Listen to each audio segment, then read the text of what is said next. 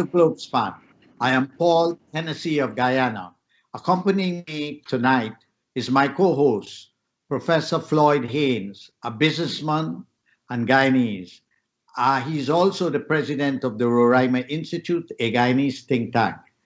I also have today with us Dr. Desmond Thomas. He is on the executive of the Electoral Reform Group that is addressing the issue of electoral reform in Guyana. He is also an author of a book about electoral reform, and he has a history of being a professor in various countries. He's worked here in Washington, D.C., in the Inter-American Development Bank, and so forth. Now he's residing in Guyana. We're so happy to have him. And we also have Mr. Vincent Alexander, well-known politician and one of the most controversial figures during the last elections. I hope he smiles at my introduction. A Guyanese politician, seasoned Guyanese politician. We also have with us Mr. Timothy Juniors, senior counsel and the leader of the New and United Guyana Party. So these are our guests this evening, and the subject we are dealing with is national healing. We started that discussion in the last program we did, and we intend to continue focusing on the national healing issue in Guyana. We also are going to look at GECOM and the upcoming local government election, which supposedly is supposed to be in November of 2021.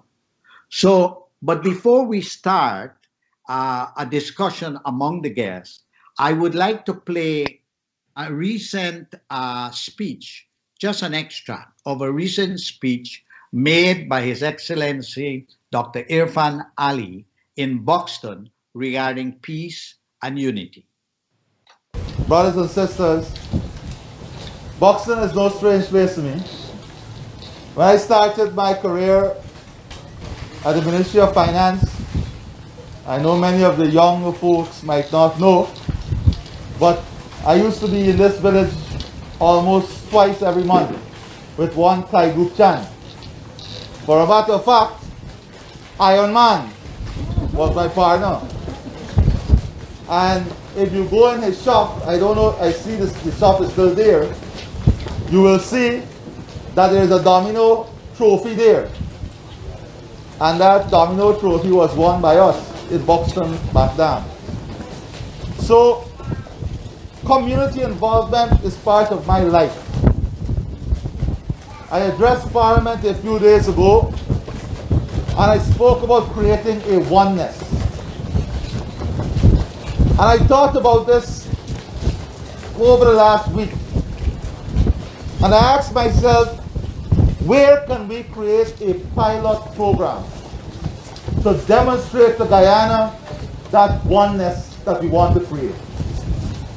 To demonstrate to Guyana that we have the ability to come together, to work together in a peaceful manner.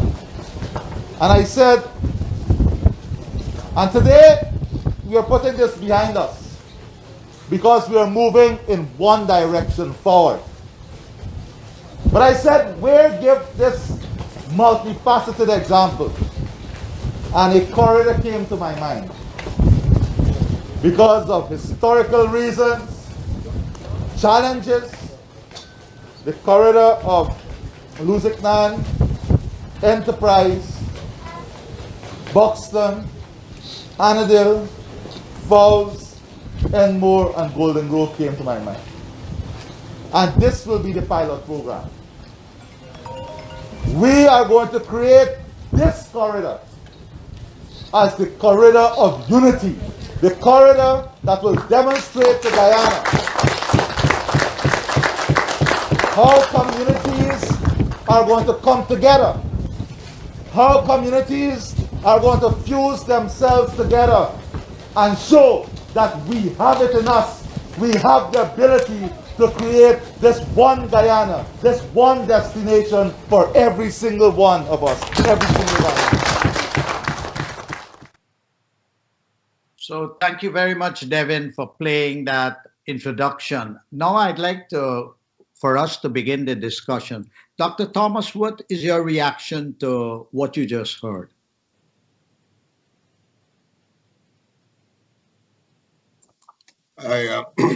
Thank you, Paul. I'm comfortable with Desmond Thomas. Just Desmond is fine. Thank you for this opportunity to participate in this discussion, and really happy to be in this discussion with the group that you assembled here. I'm encouraged by the sentiments expressed in that clip. At least we're at a point where it suggests that everybody is aware that we have to come together. We have to at least make some attempt to overcome our differences and divisions. So at least we are, there are not a lot of things that we agree about in this country. But I think we are at a point now where there is widespread agreement that we need to work towards harmony in all kinds, in different directions. So the question, therefore, is what do we do about it? But at least we're making a start. We're recognizing that we have to come together. I think that it's good too that the politicians are actually making those sounds. It is what's important though is to see the space that is given for ordinary citizens to have a role, to have to play a part in this process, because that is what's been missing in the past, is the kind of civil society input. And so it's going to be important to see what happens in that direction. And that is what I want to see how that plays out. It's good to have good intentions, but a lot depends on the specifics of the measures that are going to be taken. Okay, Mr. Alexander, what is your reaction to the clip you just saw? I am of the view that what the clip represents is an articulated acceptance that we have a problem. I think that is the one thing, and in a sense, I am agreeing with Desmond. Recent pronouncements, whether intentional or otherwise, have represented an articulated acceptance that there is a problem to be solved, that there is disunity, therefore there is a need to work towards unity. One really has to see what unfolds in terms of an attempt to address that problem. Beyond that articulation and that apparent acceptance that there is a problem, I really am not yet aware of what really is intended to be done to deal with the problem. And more importantly, I am not aware that we have openly addressed the question of causation of the problem, because I feel unless the question of causation is addressed, then we're not likely to have solutions to the problem. You have to be able to identify what caused something so that your solutions are focused on those causal factors. And so I think that the next challenge is, if we are serious about the apparent acceptance of the problem, is to address the causal factors as the basis for then finding solutions to the problem. Timothy, what is your initial reaction to the clip we just showed? I've said before that I believe President Ali has the best intention, and every leader of Guyana loves Guyana, despite the problems that Guyana has. So every leader will say exactly what President Ali said about the wish for unity, the need for unity, and the determination to achieve unity. And most leaders will then fall into the first political trap of making the false claim that their party represents all Guyanese. And I think that that may be the first stumbling block. By not acknowledging the reality, when you look in the mirror, you immediately will fail in trying to find solutions when you look outside at others. So the sentiments expressed are sentiments that I believe are genuinely held by the president, and we have to see what actions take place in the future, which will either vindicate those sentiments or show us that nothing really has changed. Floyd, would you like to pose any questions to our guests regarding their reaction to President Ali's clip? Yes, thanks, Paul. Thanks, Vincent, and thanks, Dr. Thomas, and welcome back, Tim. I would start at a little bit more fundamental place than Vincent. So in other words, Vincent says we should look or study causation. In order to solve the problem, we must determine or identify the root cause, and that has not been done. I would start a little ahead of that, or in front of that. I think we first have to define the problem. I'm not so sure we all see the problem the same way. And unless we can define a problem, we would be arguing all day about what the solution is. So I would first like to ask Vincent to articulate the problem as he sees it. And then as a follow-up, this issue of finding causation and those types of things have been around for quite some time. And Vincent, your party has had a chance to address it. And I would be curious to hear why you think they haven't addressed it and why it's so fresh in your mind today. Let me start off by saying that I have repeatedly to publicly indicate that no party should be ascribed as my party.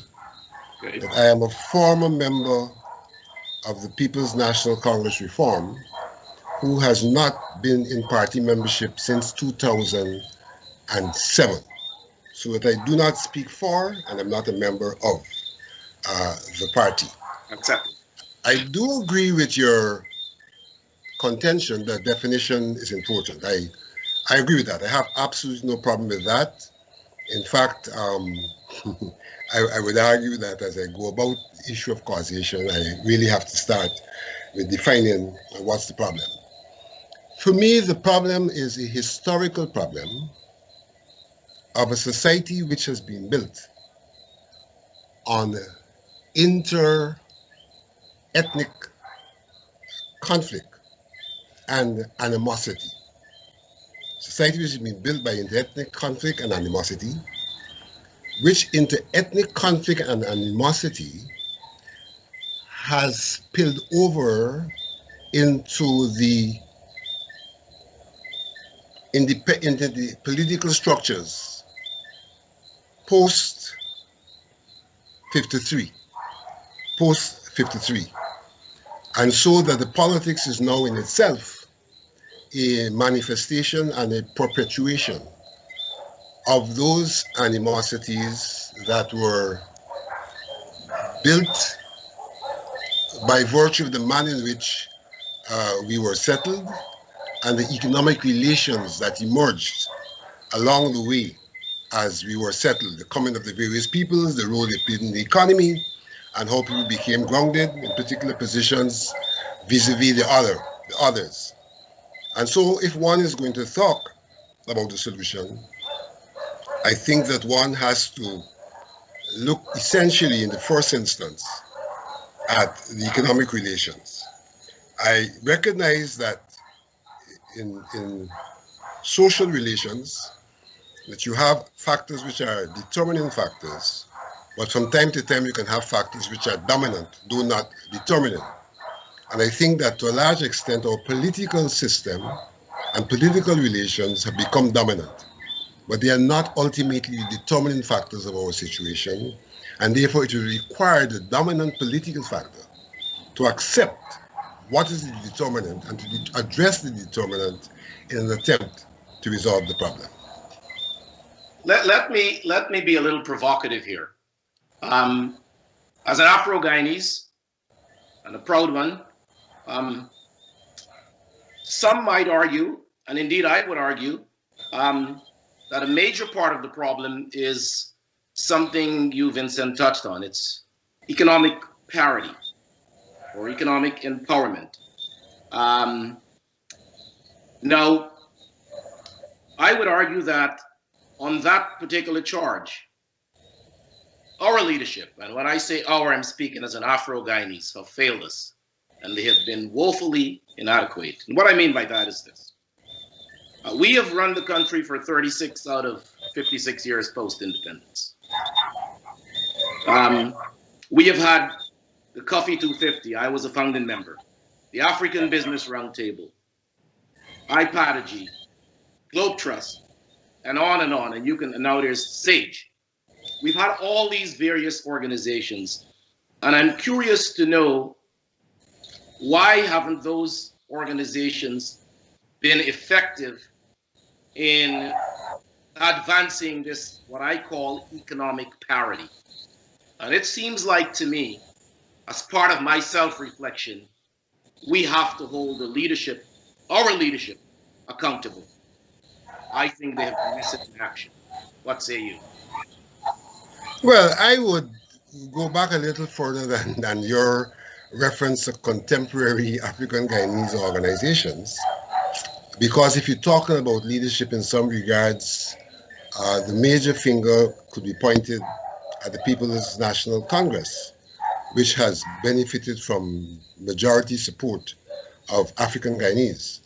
I think the problem is that in the past, we have not been brave enough, bold enough to accept and to place the problem on the table, and have attempted sometimes in what may be seen as clandestine manners, and I'm referring to the political people, clandestine manners to resolve the problem, in an environment where unless you are able to unequivocally articulate what you're doing and why you're doing it from a very conscionable position, then you are going to be called to board for doing something that's unacceptable.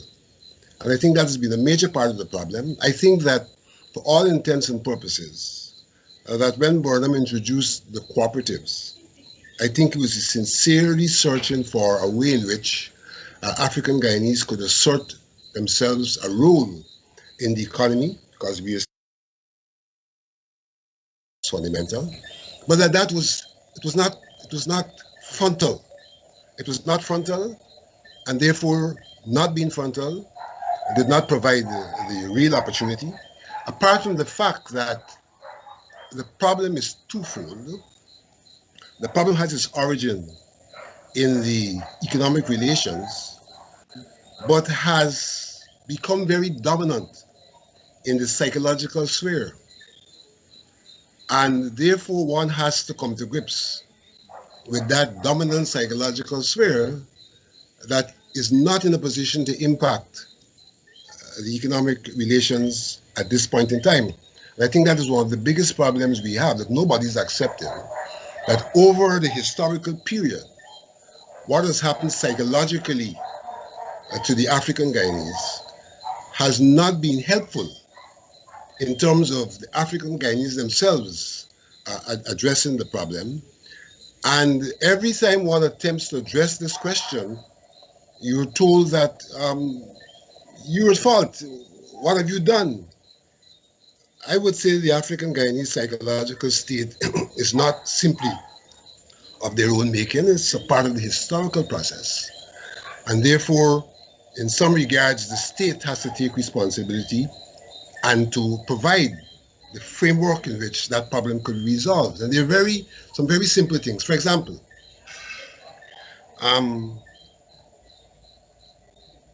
the African Guyanese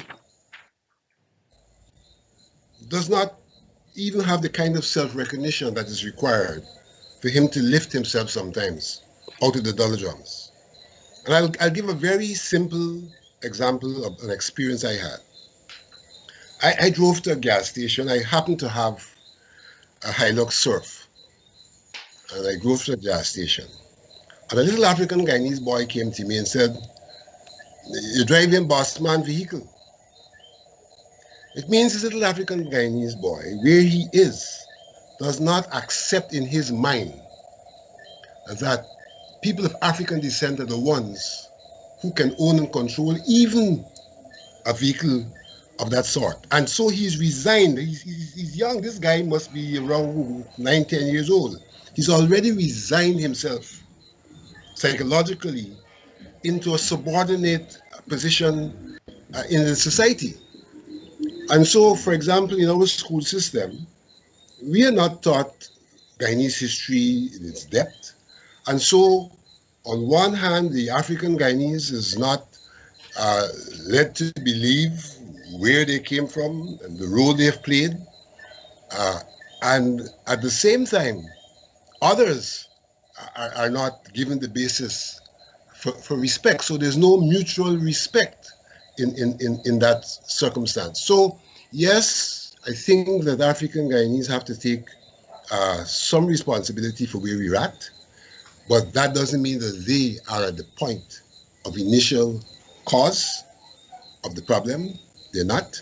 But I think we've been beaten into a psychological state that has created a complementarity between our economic status and our state of mind, which is not helpful.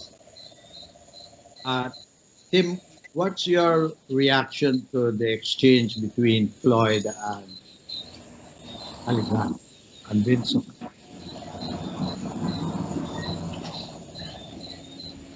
Floyd asked a hard question. Well, you're a senior. Congratulations, Floyd. You're a senior counsel, future presidential candidate, so you got to take the tough question. Now, first, he's absolutely right. We have to identify the problem. And the first thing Vincent did was, I think, for me, identified one of the problems by distancing himself from a true statement that Floyd made. Floyd said, "You're a party." And Vincent's response was, "I don't have a party. I used to be a member of PNC Reform, and I am no longer a member of PNC Reform." Now, that fooled absolutely nobody who listened, because Vincent is as PNC as if it was stamped on his forehead, and everyone here knows it. So the first problem we have is that sideslip what is the truth, sideslip what is obvious to all of us. And I think that Floyd grasped that when he said, "My people see a problem." If we could just speak the truth, we would avoid a lot of unnecessary red herrings, a lot of unnecessary conversation. Cheddi Jagan spoke the truth in 1992, 1993, and got so much flack for it. Cheddi Jagan said, "Wealth in Guyana belongs to the Indians, that Indo-Guyanese hold the wealth in Guyana." And he was criticized for talking the truth. If we can't speak the truth, then we can't even have the conversation. We might as well be dogs barking and cats meowing, because we're wasting time even in having a conversation. So, to me, the first step is whether the truth is pretty or ugly. Speak the truth. The second thing, and this is where I think I saw, again, a difference between Floyd's approach and Vincent's approach. Sometimes you have to face your demons and peel back the layers of onion to see what's underneath.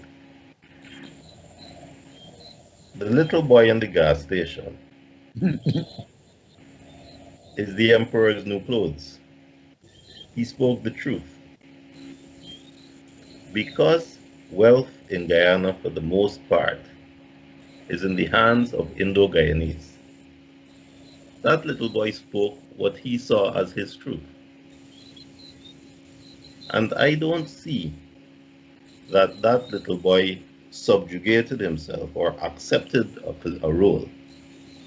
He just peeled back the onion layers and spoke what he saw. That when you look on the road, most of the big vehicles are not owned by people like us. He just spoke his truth. But I don't think that we should ascribe to that little boy some sense of self-inferiority, some sense that he is less. Because if we do that, then we are contributing to the general perception that we are less. And I reject that. I reject that completely. Now, another truth I would like to throw out as a suggestion, and this I think is one of the problems that Vincent did identify, and maybe we have to talk about it, although I think his analysis of why the problem exists is completely wrong. Why is it that we only have 15–20% of the nation's wealth, although we represent 30–35% of the nation's population? Why is that? And I do not believe that there is some historical, systematic advantage on one side or the other. As Floyd said, APNU ran this country for most of our independence. APNU took over when it was PNC, when we had plenty of money, when we were one of the more developed countries. And when you look at the people who were put into positions of power and influence up until 1992, there was certainly favoritism, systemic favoritism, and yet it did not result in economic control. So we got to ask ourselves why. And for me, the reason why does not fall to any systemic preference. The reason lies elsewhere. I don't think it's one reason. I think it's several, but I would like to hear points of view. Desmond, what is your reaction to the overall comments so far? Thank you, Paul. Let me first say that I was actually disconnected for a minute or two, so I may have missed some of the discussion, but I have a general idea what the discussion was about. And it's a difficult question, but it's a key question that we have to deal with. The issue is we have several ethnic groups, two main ethnic minorities, mind you, because neither Indo-Guyanese or Afro-Guyanese make up more than 50% of the population. And we have other ethnic groups as well. We tend to forget about others because the whole of our politics is consumed by this Indo-Afro rivalry, when Indians and Africans make up less than 70% of the population as a whole. Now, as I said, it's a tough question. And first of all, the language, I'm wondering about the language used. For example, the idea that we have a society built on inter-ethnic conflict and animosity. I look at the news of the world, and you have inter-ethnic conflict that's reaching the stage of people killing one another. Really serious, and some of these ethnicities, you can't even tell the difference between them if some of the ethnicities are not even racial. You can have problems between Sunni Arabs and Shia from the same country. They're the same ethnicity in terms of race, so to speak, but they're just a different religion. You have ethnicities that vary by language. The Hutus, the Tutsis is a very good example. Hutus and Tutsis, because they went. Absolutely. There are many, many examples. Many, many examples. And my perspective is I think it's rather strong language to talk about ethnic conflict and animosity in this country. I do not experience that myself on a day-to-day basis, that level of problem. As a matter of fact, that there is a level of congeniality that I think is where we should be focusing our attention. That is our hope. That is our hope.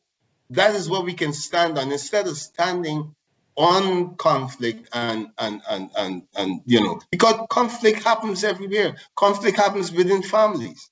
It's part of life. But the fact is that we don't have to make that the guiding force for our own experience.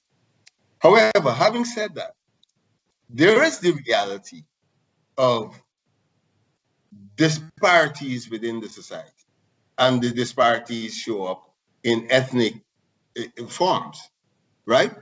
And that is why it is a difficult question. And the answer to that is that we, in order to get to causes and diagnosis, we have to have a conversation. We have to ask people what bothers them. Where are your hurts? We have to ask ourselves, we have to have a dialogue about these questions. Because I can guarantee that if we sat down and had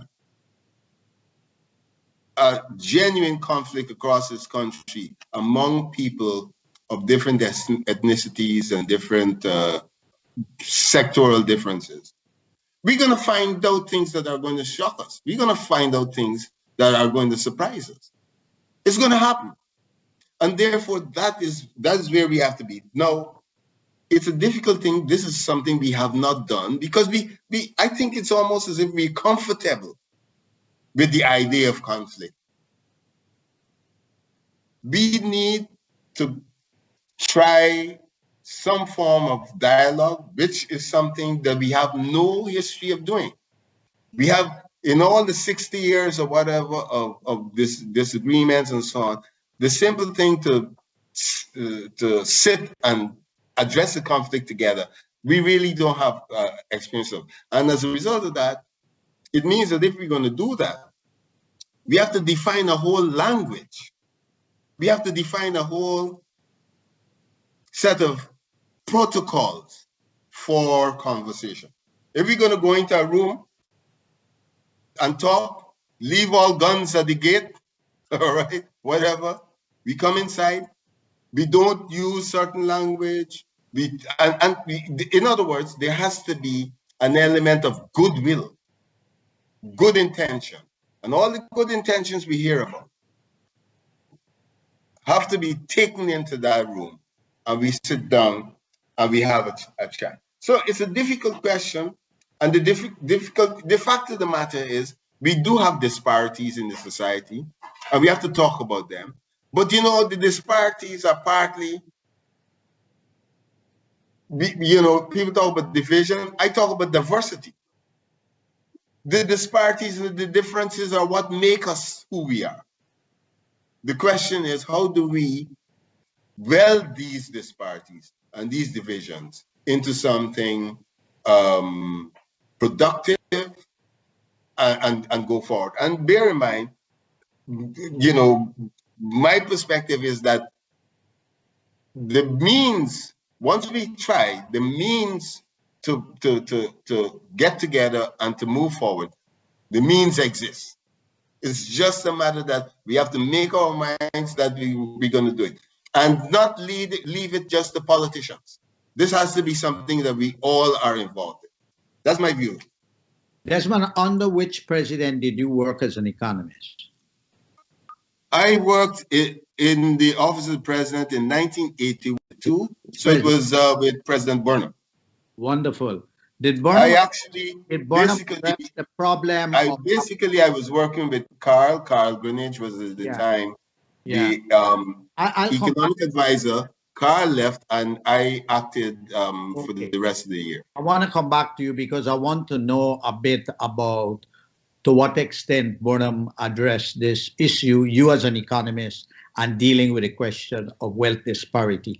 Now, this is a very interesting conversation. Floyd, you want to ask any other question of the guests regarding this with the points that have been raised? Just a follow-up comment. I totally agree with Timothy. I don't buy into the historical damage, historical scars argument. Listen, Afro-Guyanese leave Guyana, they go all over the world and they excel, and they do very well. They're hardworking, competent, patriotic people. I separate the African Guyanese people from their leaders. I think the leadership has failed them. And in order to get to the root of this, we're going to have to address it, put it front and center. The people look to leadership for protection, direction, and guidance. Perhaps we've offered some protection, and depending on who you talk to, maybe not. We certainly haven't offered direction, guidance. There is no plan. Where is your? We're in the middle of an economy that's bursting at the seams, and where is the leadership? We're picketing to change the rules about gifts. That's what we're doing. I mean, this is, unless we begin to address the problems where we have failed us. As an Afro-Guyanese, I don't need anybody to help me. We have to do for ourselves. And until we accept that responsibility and put the blame squarely, I think, on the leadership, we can't even begin to address that problem. It is nobody's business to come and solve our problems. I just want to raise 2 points. And one is, I don't like this broad sweep of a race analysis and not accompanying it with a class analysis. I did a study on poverty in Guyana for ActionAid International. The poorest people of Guyana live in the hinterland and the rural areas. The majority of the people in the rural areas are people of Indian descent. There are elites in Guyana of all ethnic groups, and they have hegemony in spheres, be it economic, cultural, political, social, military, etc. So I would strongly advise that we do not propagate untruths about an ethnic group. The Indo-Guyanese people are very, very poor in the rural areas. So are the Amerindians in there. And there are Afro-Guyanese in rural areas also, who are poorer than the Afro-Guyanese in Region 4, and so forth. So that's one point. The other point I want to raise, Vincent, is you speak about the psychological problem of the Afro-Guyanese. My brother, the Amerindians in conquest came through a horrible time. They also have psychological problems. The Indos, as you are aware, replaced the Afros in all those lodges and were treated really mercilessly on the plantation. They also have psychological problems. So the mixed groups in Guyana, they have a bigger psychological problem because they stand up and they look at the Indo and the Afro behaving like if they own the country, the elites, and they are left out. And they say, well, we are the real Guyanese because, you know, where are we going to trace our origin to? Only Guyana. So I agree with Desmond that we have to review the way the narratives and the vocabulary of the narratives. But I want to make a point about Burnham. Burnham, when he came, had two ideological thrusts. One was ethnic nationalism, and then at a point, he switched to Marxism-Leninism. Now, when he embraced ethnic nationalism at the time of the Cooperative Republic, he invoked Daly's book from the slave rebellion to the cooperativism and established intellectually a link between the Burbage Rebellion and cooperativism. Burnham pushed and thought that what he was doing was to empower Afro-Guyanese. And he did a lot of that. in pursuing ethnic nationalism, but it did not address the diversity of Guyana. Now, on the other hand, Jagan tried his best to ignore the race issue by embracing Marxism, Leninism for many, many years and emphasizing class and not sufficiently addressing, in my opinion, with the equal energy, the issue of race. So ideology is what we are talking about when we do a narrative, a historical narrative. But since I'm not the guest and the moderator, I would like to ask Desmond. Desmond, during the time you were an economist in Forbes Burnham's office, did he address this issue we're discussing from an economic point of view? Vincent spoke of the cooperatives. Beyond the cooperatives, was there any conversation, any dialogue among the leadership there in the president's office? Yeah. Okay, well, as I said, I was in the office of the president from 81, about September, until 82, about September. I was there for 1 year exactly. And then I left to pursue further studies. Okay. And what I would say, what I remember of that time is that if you recall the preoccupations of that time were ideological rather than, it was a time,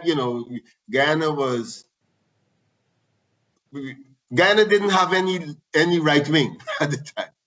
It was the PNC, the PP to the left, the WPA to the left, etc., etc.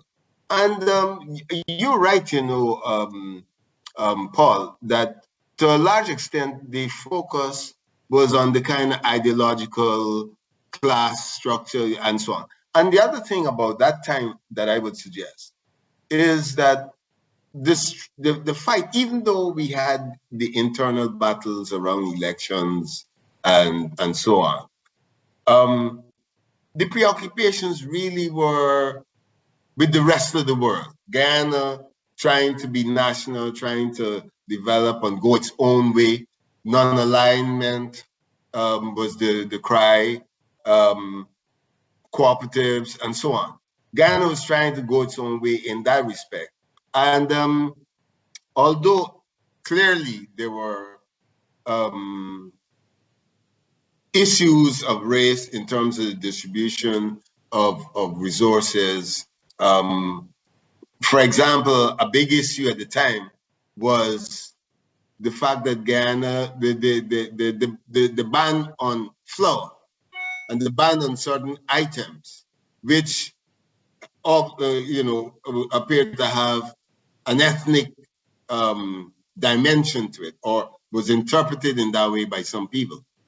But to a large extent, the preoccupations were really about Guyana within that kind of Cold War context. Okay. Within the context of the non-aligned movement.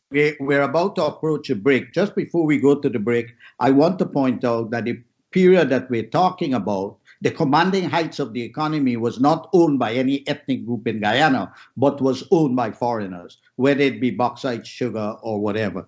So when we come back, we will shift the discussion away, but we will continue to monitor the model of President Ali that he's experimenting with from Monrepo to Falls to see how that is progressing. And we wish him well, and we hope that it is successful so that Guyana could have a model that can be useful in the rest of the country. When we come back, we will shift our conversation to GECOM.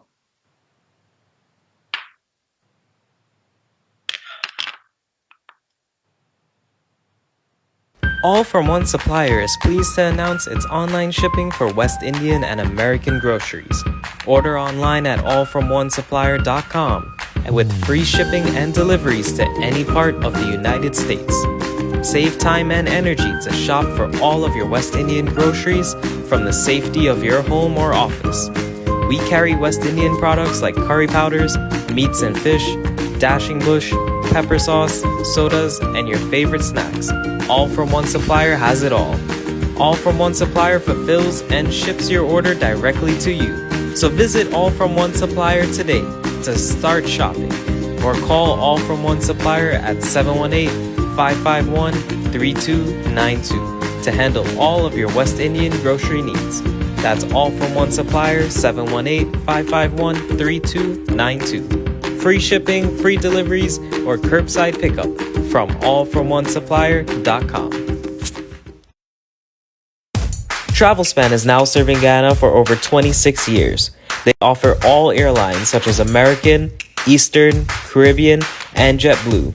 Guyana now has choices, so let TRAVELSPAN compare all airlines and offer you the best fare. And don't forget, TRAVELSPAN now has a shop, ship, and cargo division. So if you cannot travel, then shop and ship your items to TRAVELSPAN.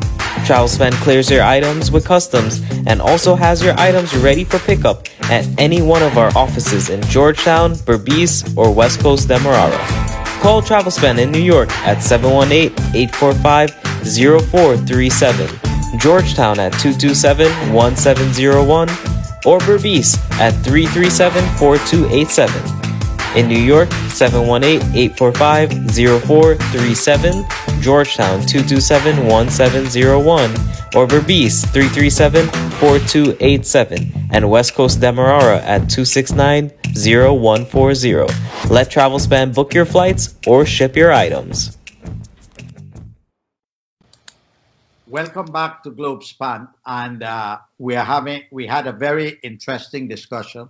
But as you all would agree with me, we just touched the surface. This is a very important subject that we have to return to again and again and again until the Guyana nation state can become a country where we do not perceive ethnic uncertainties destabilizing the country at any point. So we will come back to the issue again, but now we'd like to shift to another controversial issue, and that is GECOM. So Vincent, since you have had a lot of experience with GECOM, am I correct that you represent the PNC on GECOM? And can you give us an update? What is the status of GECOM since President Ali became the president of Guyana? Paul, you have taken us back to the very first point I raised, that I represent the PNC at GECOM. One may see things from perspectives. Could be a formal perspective, could be a positive perspective, and various perspectives. I left the PNC in 2007, and it is public knowledge that I left because I was making a call for a new political culture. True. That's public knowledge. I don't know if Tim knows that.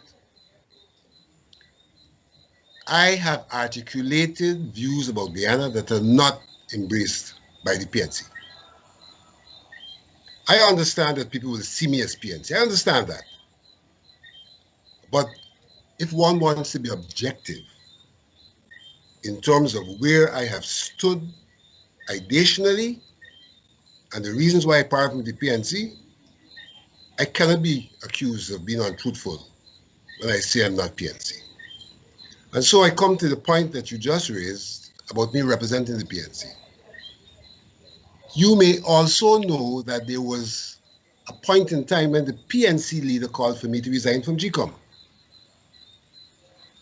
And I did not resign because my position at the time was that GECOM is a constitutional body, and we are not really intended to be representatives. We are intended to be nominees who are sufficiently competent as to make decisions on behalf of Guyana.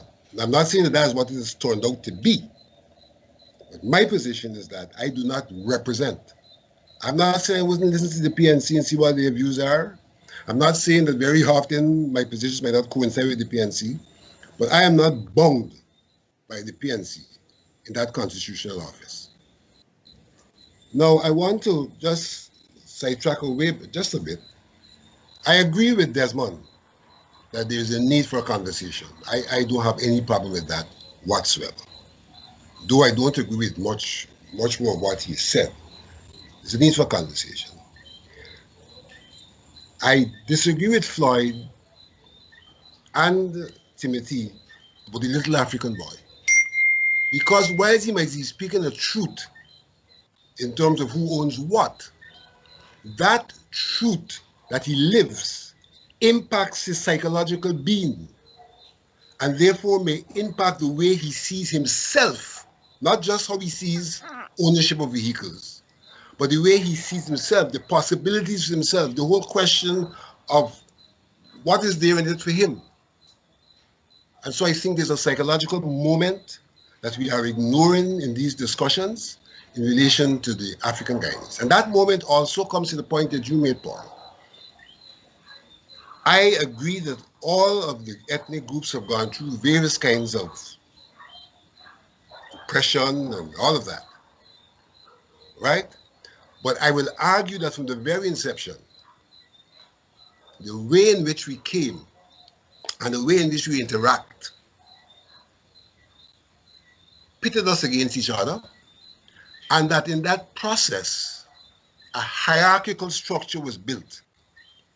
One may argue today that the Amerindians are at the bottom of that structure. I don't have a quarrel with that. But the hierarchical structure was built based on, in the first instance, economic relations. And it is not true to say that you can equate the state of an African Guyanese during slavery and post-slavery with the state of an indentured Indian. We all suffered at the hands of the British. But the British in that sufferation also helped to create a hierarchy that pitted us against each other. And that has to be accepted. There's no equality in the treatment. Treatment differed. So I think we have to bear it in mind. The final point I want to make, and stealing your time, I agree that there is a class issue that has to be addressed. But I feel, and if one looks historically, one would see that in societies, the classes, the ruling class, so to speak, that takes a hold of things, uses the tribe to protect itself and to cordon off itself. So yes, I would agree that there is a problem, fundamentally a class problem, but that in our circumstance and in other circumstances with the ethnic configurations, one has to cross the ethnic hurdle before one can cross the class hurdle.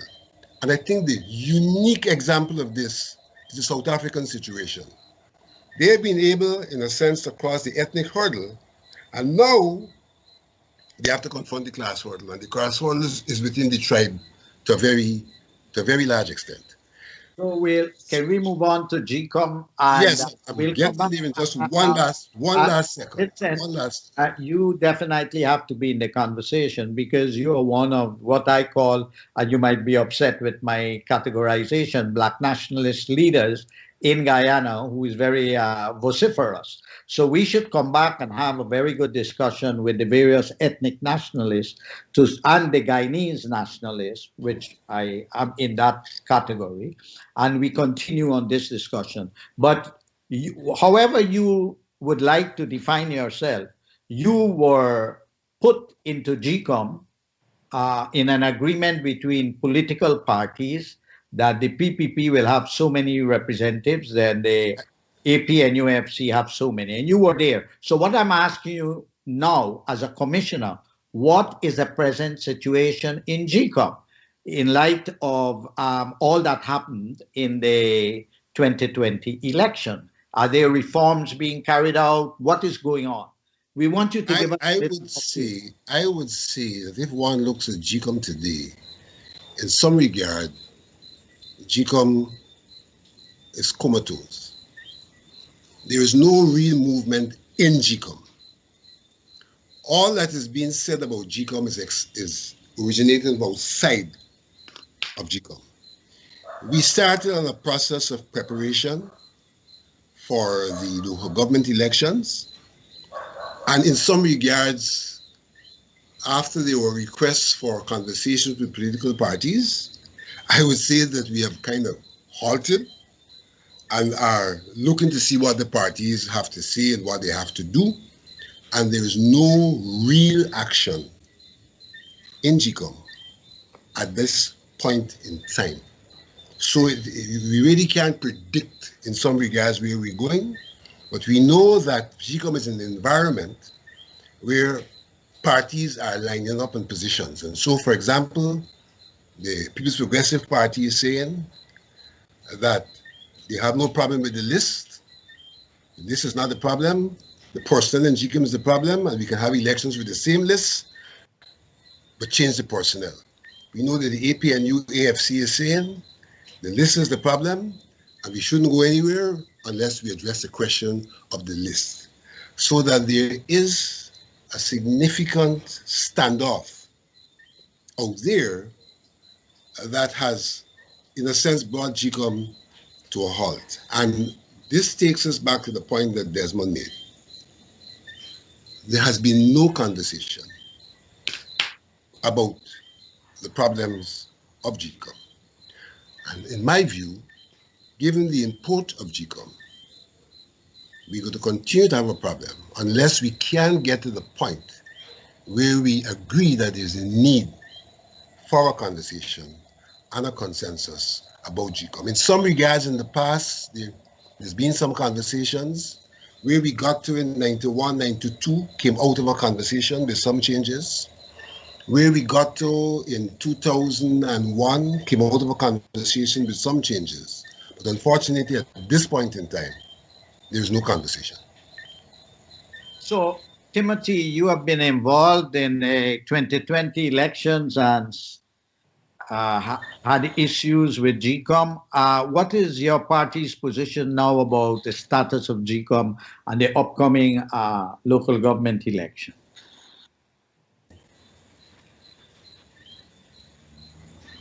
Well, I'm sorry you moved away from the discussion about economics and ethnic control of economics. You were dismissive of a true statement that Vincent made. And I think that if I allow that to go, I will be complicit in adding to the problem. I talked about speaking the truth. And when Vincent talked about the disparity in wealth, and I agreed with the disparity in wealth, you, to my surprise, didn't validate that or acknowledge its truth.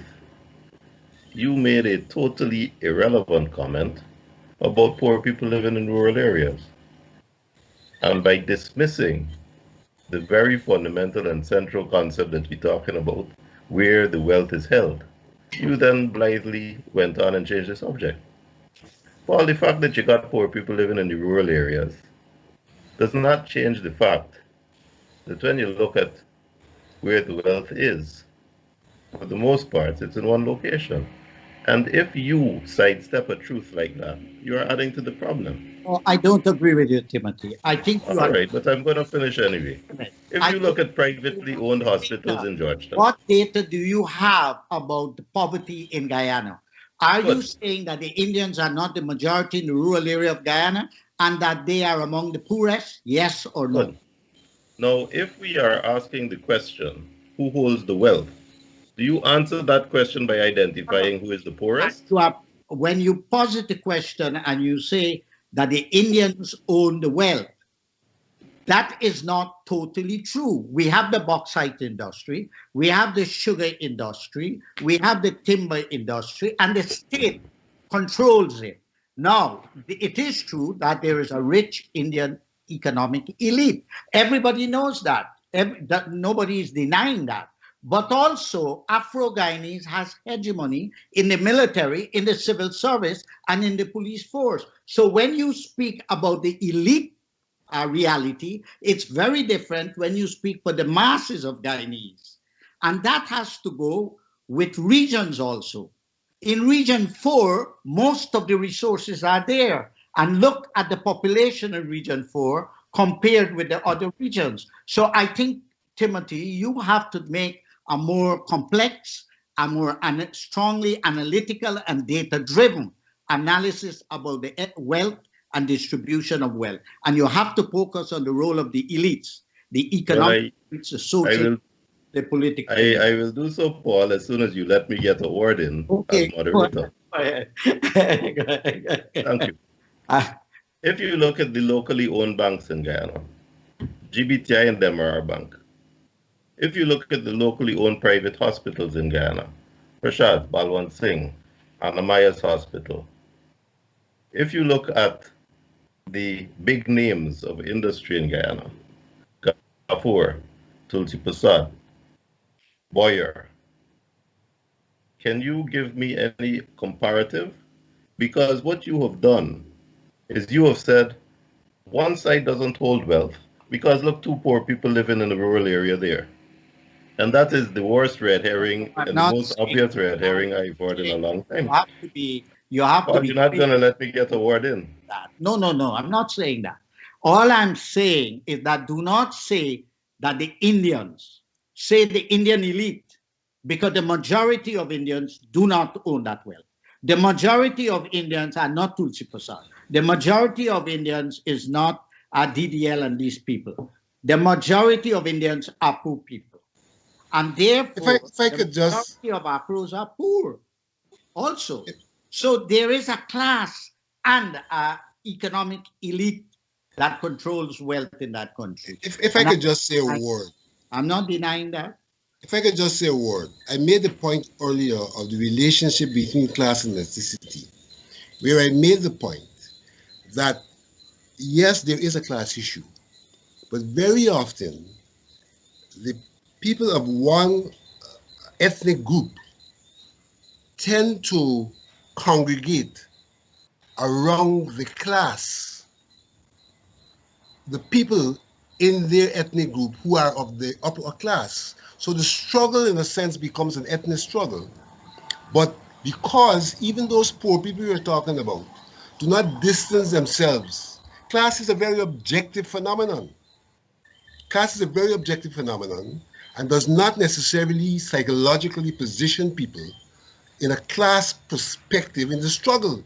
They sometimes, even with the class situation, take an ethnic perspective.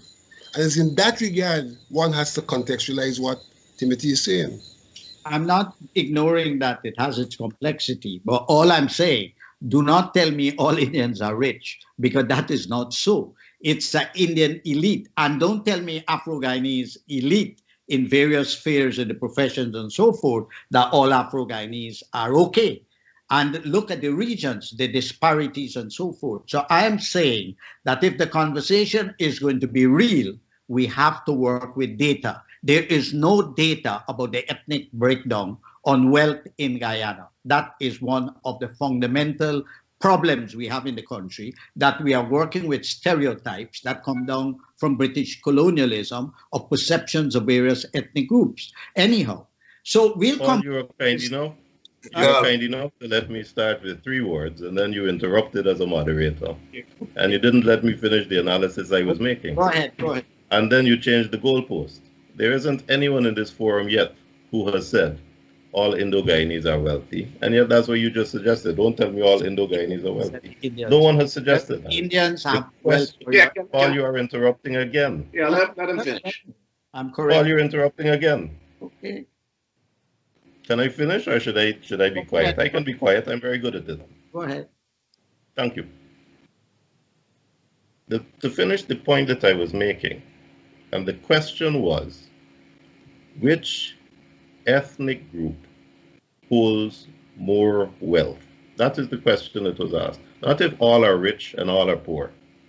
And to finish the analysis I was making, if you look at land ownership, valuable agricultural land ownership in Guyana, you think of names of Cayman Sankar and Gadrupi. There's no parallel equivalent on the other side. So I've identified financial institutions to you. I've identified commerce and business to you. I've identified private ownership such as hospitals, and I've identified land ownership. Now, those are the largest areas that we can identify in terms of what has happened in independence in Guyana. And therefore, it vindicates the premise that Vincent started on, which is a truthful premise and needs to be discussed. It should not be disparagingly dismissed.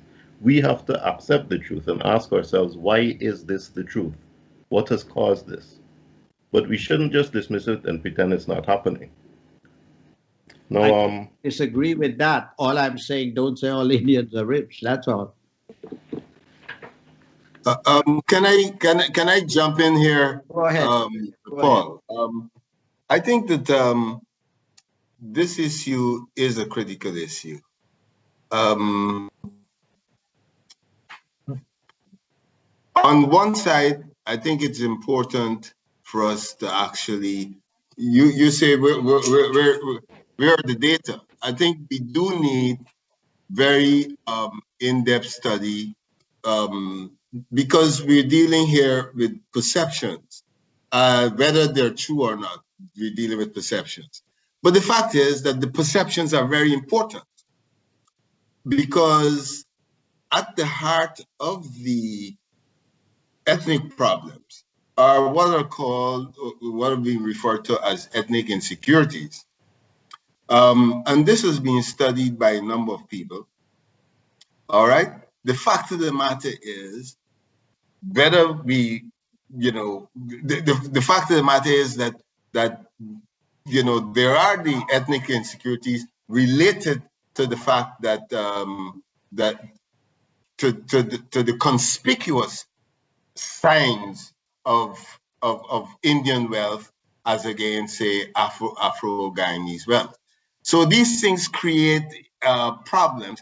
The other side of it is that people, if you look at the pattern of say, employment, the pattern of employment really is one that intertwines people of different ethnicities. If you go into any of these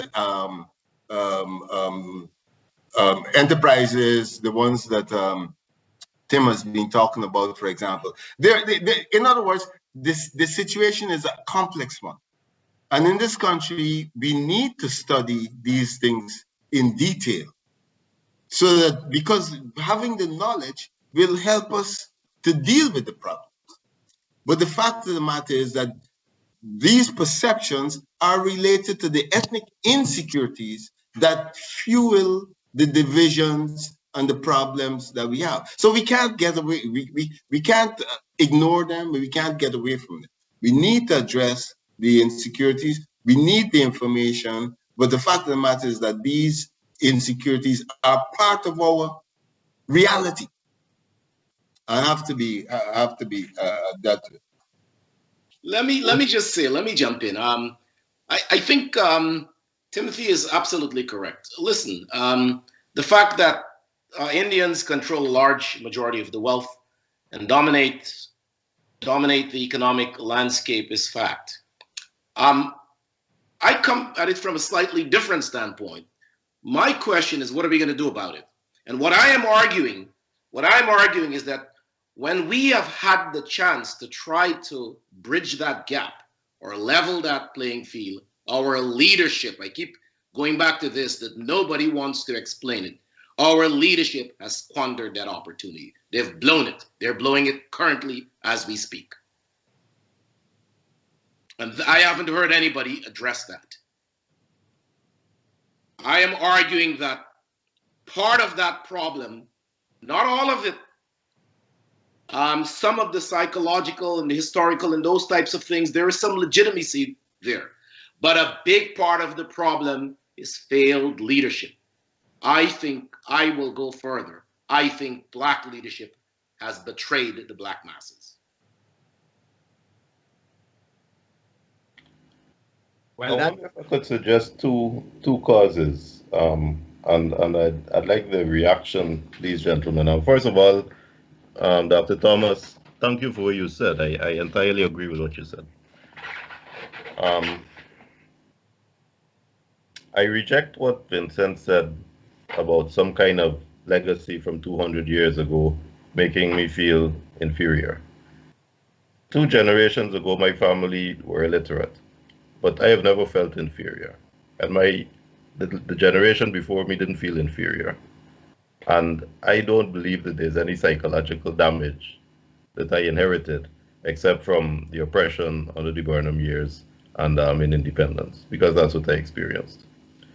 But I do think that you tend to take the role, take the job, take the function that your parents had. Teachers tend to have children who become teachers. Professionals have children who become professionals. And one thing I did notice is that under Burnham, the public service was populated with PNC supporters. Beginning in 1960s and 70s at a time when it was dignified and middle class to be a teacher, when your income was all right. When if you were a professional in the public service, because under the British, to work in the public service, you could buy yourself a house and pay a mortgage and go on a holiday every year. But because he allowed the economy to crumble and the currency to devalue, those people and their children doing the same job suddenly became poor and destitute. So that a teacher in 1984 was struggling, whereas that teacher's parent in 1964 was quite comfortable.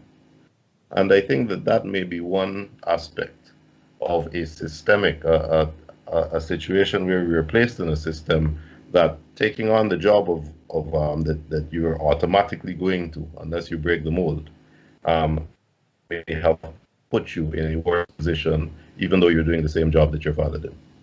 And I think the second thing might be the family structure. When I look at the communities in Guyana, the Afro-Guyanese who are successful, and they tend to be more professional rather than business. I already gave my theory why. They come from intact families. They come from families where they have a role model. They have a father in the house. And to my mind, it is much easier for an average child to grow up successfully in a nuclear, solid, stable, reliable household than it is for an average child who grows up with just mommy, or just grandma, or just auntie. You have to be exceptional to rise above the background of a broken family and all the trappings and problems that come with that. And those are 2 theories I just want to throw out, and perhaps there are comments on them. But I wonder if maybe they may be 2 factors that affect what, to me, is the truth, that the economic wealth is in the hands of one, not the other. Well, what we'll do is we have about 2 minutes more before we go for the break, but we wouldn't have time to discuss GECOM and local government elections. So we'll continue this discussion about national healing. So we have only about 1 minute more to go before we take the break. And then when we come back, we will continue the discussion. And I think Timothy has posited 2 approaches that one has to consider in looking at the wealth disparity. I still keep insisting that it's not a good idea to say all Indians are rich, because when there are racial conflicts, they attack the poor Indians. And I will continue to say that we have to have data, so that I agree that there are elite Indians who are very wealthy. I agree with that. But I do not like that broad sweeping broom that is probably because I'm a person from the grassroots and labor oriented. And I do think about, and I've lived and traveled through that country and saw the poverty of the Indo-Guyanese poor people in the rural areas. And so I am very aware of what I'm talking about from a real point of view. So we'll take a break and come back, and Paul, can I? That's not, it's 8:15. We have to take a break. You take a break now. Yeah. Okay. Cannot travel due to COVID? Then treat yourself or your loved one with a gift. Purchase it online, then let TRAVELSPAN Shop and Ship take care of the rest. TRAVELSPAN is now offering a shop and ship program to Guyana and Trinidad. Cheap rates plus tracking and multiple offices in Georgetown, West Coast Demerara, and Berbice to take care of your package. Treat yourself and ship your Christmas gifts early this year. In Guyana, 227-1701, and in New York, call 347-238-2201. That's 227-1701. And in New York, 347-238-2201. Let TRAVELSPAN and Globespan take care of your online shopping and shipping. Globespan 24x7 is serving the community for over 2 years. We hope that the programs have been of value to you as we continue to connect with the issues and politics that matter to you. Support Globespan 24x7 initiatives by logging on to Globespan247.com. Click on Globespan 24x7 talk shows and make a contribution. Your contribution will help to build a better platform for the communities. On Globespan 24x7, you can also download the player for Roku TVs, Samsung TVs, and Android TV boxes. You could also download the Globespan 24x7 channel on your Android mobile phone. Support Globespan 24x7 and also support the companies that support Globespan, such as TRAVELSPAN and AllFromOneSupplier.com. AllFromOneSupplier.com is promoting Gaisuku sugar as a way to support Guyana sugar industry. Purchase your Gaisuku sugar from AllFromOneSupplier.com along with your West Indian and American groceries. Purchasing Gaisuku sugar is a good fate gesture to help restore the sugar industry. AllFromOneSupplier.com has free shipping and delivery, and we ship to all states and free deliveries in New York. Log on to allfromonesupplier.com or call 718-551-3292. That's allfromonesupplier.com or 718-551-3292. Desmond, are you there? Yes, yes, I am. You have the floor. Yes, yeah. Well, I just wanted to mention, to make the point that, Timothy just mentioned a couple of factors that he thinks are important. And the importance of that is that what we're trying to deal with here in a few minutes is very complex. And he mentions a couple of factors. There are others, all right? One of them, for example, is exactly where different groups are positioned in the society. So, for example, as he mentioned, there was a time when Afro-Guyanese were proud holders in the civil service, the teaching professions, the police, etc., etc. And it worked for them for a while. But the thing is, when the economy started to crumble, when, for example, we got into problems of stability and you had high inflation and so on, devaluation and so on, being in that position turned out to be made them more vulnerable. So the matter is very complex. We can add others, right? The fact of the matter is we're dealing here with complexity. And we cannot, the danger is to have narratives that are very simple and very quick for things that are really very, very complex. And that is why I come back to the issue of dialogue. The way for us to deal with these kinds of things is precisely what we're doing now. It's a good thing. Whether we may disagree, and so on. But the fact of the matter is, we express different views, and out of this can come a better understanding. And that's the direction that we have to go in. All right, because the matters we're dealing with are very complex. I'm not, I have a problem with the kind of sense of going back to slavery and so on as the explanation for what was happening. Of course, slavery was a problem, and there were negatives associated with it. We can't deny that. But I have a problem with this sense that it then creates this sense among us that we're victims. And, you will not fix your problems with a victim mentality. Never. And so there are lots of changes that have to come about, and we have to talk it through, we have to connect, and we have to get past them. And it's complex. We have to study, we have to talk about it. So, what kind of recommendations currently, as we are now, would, in light of where Guyana is at right now, would you all make concretely? Because the issue of wealth disparity is not only an issue in Guyana. Right here in America, it's the biggest issue right now. The biggest issue right now. And so I'd like to hear what your opinions are regarding how do we deal with the question of wealth disparity. How does one deal with that? What kind of policies would have to be implemented to address it?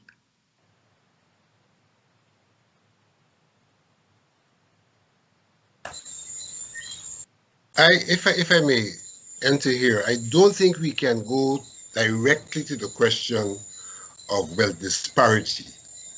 I think we have to go to the question of what we have to have the conversation. Let me say that. I agree totally with Desmond. We have a conversation. And the conversation has to allow us to define the problem,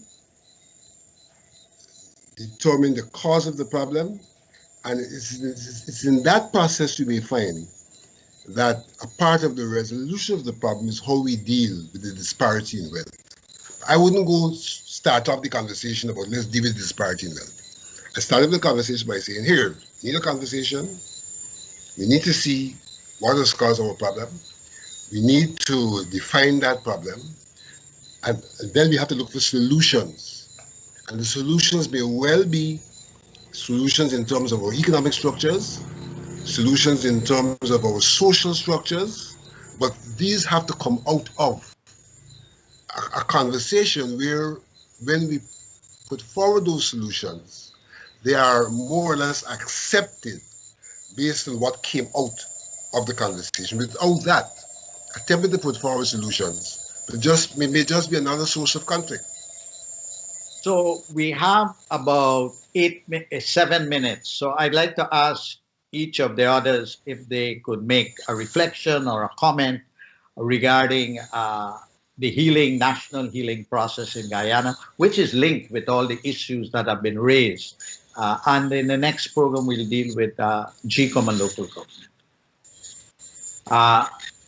Timothy, you want to give it a shot?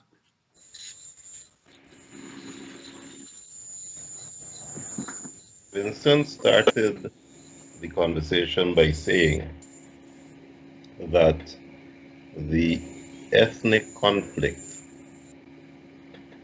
fed the political divide. And Desmond criticized that approach, and in fact criticized any discussion of ethnic conflict. He pointed out, correctly in my view, that in Guyana, we don't have a conflict. We get along for the most part. And there are other places where there is a conflict. If you look at the amount of mixed race people in Guyana now, I think that's testament to the fact we're getting along quite well. What I think is the truth in Guyana is that it is the exact reverse of what Vincent said. It is not that the ethnic animosity feeds into the politics. It is that the political structure that has two ethnic-based parties creates the cycle of ethnic mutual distrust and conflict. Because that ethnic loyalty is the only reason that I will reject Vincent's contention every time that he is not a PNC supporter, unless he can tell me that he voted PPP in 2020. So there is a blind ethnic loyalty because there are two ethnic-based parties, and that creates the conflict, not the other way around. And until there are enough Guyanese to reject the fact of an ethnic party, to recognize that an ethnic party per se is the problem, and therefore to reject whichever side of the fence they're on, we will continue to have our problem. Floyd, you Yeah. To give it a shot. Yeah, I think this is where I agree with Vincent. I don't think there is any magic bullet. There is no secret sauce. What has to happen is that, and I go back to my leadership. The leadership have to be able to go to the people and get the people to face their challenges. You know, you tend to define a problem in light of the values the people hold. And our leadership has to be able to go to the people, get us to examine the issues that are causing these challenges, and then come up with solutions to bring us along. I don't think anybody's going to do that for us. I think we have to do that for ourselves. So I think it starts with the right kind of leadership who can engage the people, get them to face their challenges, and then bring them along. And then finally, I think the leadership needs to come up with a plan, some kind of a vision. And Desmond is also absolutely right. What he's talking about is what we call adaptive leadership. You cannot solve people's problem without engaging the people themselves. In fact, they become part of the solution. When we try to prescribe solutions from up on high, it's never going to work, because Desmond is 100% right. You may be surprised when you go and talk to people. As we found out in our listening interviews, some of their answers may shock you. And unless you get to that level where you're listening to people, understanding the issues, we cannot sit here in a room and come up with solutions. Vincent, do you want a last word, but a quick last word, and then Desmond a quick last word? Yeah.